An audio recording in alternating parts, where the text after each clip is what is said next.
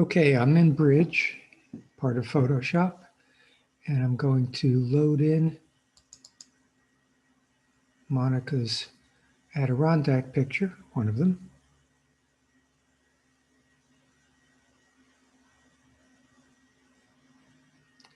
Takes it into Camera Raw. First thing I'm going to do is crop it because I don't think it needs quite as much water.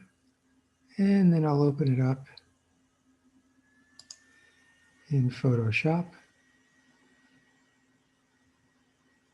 It's opening now. I'm going to create another layer and do these fog procedures on a separate layer, and you'll see why in a minute. Now I go up to Filter, Camera Raw filter. So I bring it back into Camera Raw.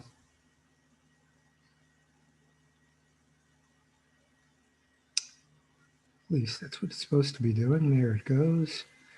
And then I take dehaze. Normally with dehaze, you bring it up to make things sharper. But I'm actually going to bring it all the way down. You can see it's giving me some nice mist, nice fog. I'll increase the contrast just a bit. Come on. Here we go. Then I'll click OK.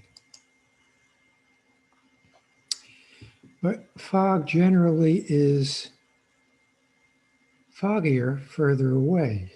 So I'm going to put a white mask on and go over here to gradient mask.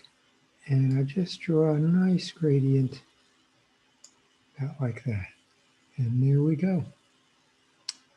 I removed it from the bottom gradually so that it increases as we go up.